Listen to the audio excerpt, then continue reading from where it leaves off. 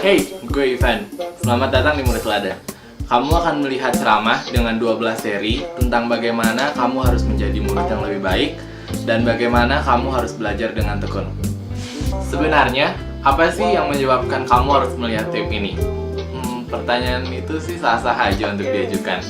Pertama-tama, kamu telah menyadari bahwa kamu bukan murid yang baik dan kamu ingin belajar bagaimana caranya untuk menjadi murid yang lebih baik dari sekarang. Dan juga, kamu mengharapkan di video serial ini, kamu dapat bertanya-tanya bagaimana kamu dapat meningkatkan kemampuan belajar kamu. Yang kedua, bagi kamu-kamu yang merasa kamu sudah menjadi murid yang baik, tetapi masih sedikit khawatir kalau kamu nanti tidak dapat meraih apa yang kamu harapkan. Yang terakhir, gue juga ingin membicarakan tentang orang tua. Karena orang tua memegang peran penting di dalam pendidikan kamu. Marilah kita berpikir mengapa kita ada di sini dan apa yang ingin kita capai. Pertama-tama, saya ingin memulai dengan suatu pertanyaan yang perlu Anda perhatikan sebentar. Perhatikan apa yang Henry Adam telah katakan. Apa yang diketahui itu adalah di dalam masa muda. Pada sedikit saat, mereka sudah cukup mengerti siapa yang mengerti bagaimana cara belajar. Ceramah ini berkenaan dengan belajar. Itu adalah fokus utama kita. Apa yang benar-benar ingin kita pikirkan, namun kita segera dihadapkan dengan suatu masalah yang menarik. Salah satu masalah awal bagi kita adalah mencoba mendefinisikan belajar. Sekarang, banyak orang yang sudah menghasilkan banyak uang, tetapi tidak dapat mengartikan kata tersebut, belajar. Karena kita tidak terlalu yakin apa yang sudah terjadi di sini ketika kita belajar. Ini agak misterius, yang menyulitkan kita. Kita sedang membicarakan tentang suatu proses atau proyek dalam belajar. Setiap murid tahu bahwa karena kamu telah mendapatkan nilai A untuk matematika, bukan berarti bahwa kamu telah belajar matematika. Gue ingat beberapa tahun lalu, gue mengenal seseorang murid belajar di kimia di SMA. Gue sendiri mengajar bahasa Inggris. Waktu gue sedang mengajar, dia membicarakan pelajaran kimia. Dan gue ingat dia mendapatkan beberapa jawabannya dari teman-temannya. Gue ingat salah satu temannya berkata bahwa ia harus mencoba mengerti mengapa jawabannya demikian. Dan dia berkata, "Saya tidak peduli, berikan saja saya jawaban itu." Dan ia lulus sebagai salah satu murid tertinggi di kelasnya. Dia melanjutkan studinya ke universitas. Pada kuliah semester pertama, ia akhirnya gagal di kimia. Gue sedang membicarakan dengan salah satu temannya. Gue kira murid ini mendapat nilai A dalam kimia di SMA. Temannya menanggapi, mendapat nilai A di dalam kimia itu tidak berarti Anda telah belajar kimia. Kita tahu bahwa sesungguhnya nilai bukanlah apa yang kita sebut belajar. Gue ingin mengartikan belajar sebagai kemampuan untuk menjawab suatu pertanyaan. Bagaimana ini memberi suatu arti bagi saya?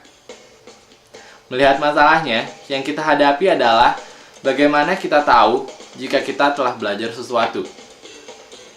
Jika ada informasi baru diberikan kepada saya, sewaktu-waktu saya dapat mengatakan, "Oh, saya mengerti, itu merupakan hal lain yang saya telah mengerti." Nah, apa yang saya katakan di sini merupakan hal yang mendasar bagi pengertian, terutama pokok lain dalam 7 ceramah pertama.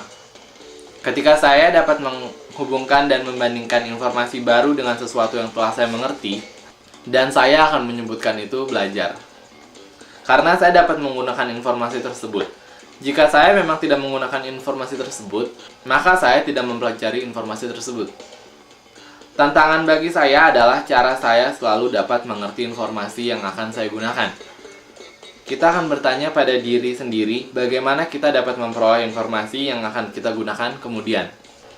Ada beberapa gambaran kata-kata yang dapat saya gunakan. Untuk membantu kamu mengerti sedikit tentang apa yang sedang saya bicarakan di sini, ingat model-model kimia lama yang biasa kita pakai, di mana Anda mempunyai sebuah bola tanah liat dan banyak tusuk gigi tertancap pada bola tersebut dan bola-bola lain. Bayangkan sebentar bahwa benda yang Anda miliki, yang Anda ketahui adalah bola tanah liat lama. Bola adalah informasi lama, sebagaimana saya akan menyebutnya. Dan kemudian tusuk gigi yang menonjol keluar dari bola tanah liat itu adalah sebagai informasi yang baru.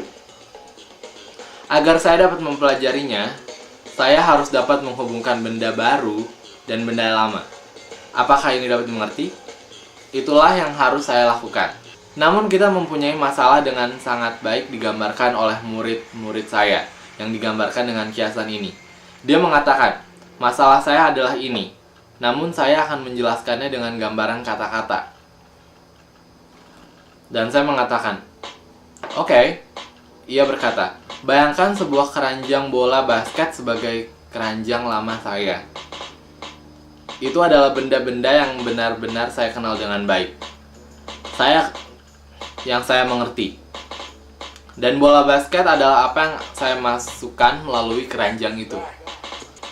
Setiap kali saya dapat memasukkan bola basket melalui keranjang itu, saya telah belajar sesuatu. Tetapi tunggu, saya mempunyai sesuatu yang lebih baik daripada itu.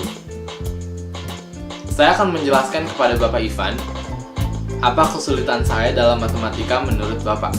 Ia berkata, saya kira saya telah menentukan apa yang salah dalam matematika.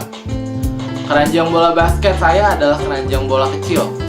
Anda tahu keranjang bola kecil yang benar-benar kecil? Keranjang bola basket saya adalah keranjang bola kecil. Benda baru yang sedang saya coba pelajari, bola yang sedang dicoba dimasukkan melalui keranjang itu adalah bola pantai. Terlalu besar untuk keranjang nerf yang lebih kecil.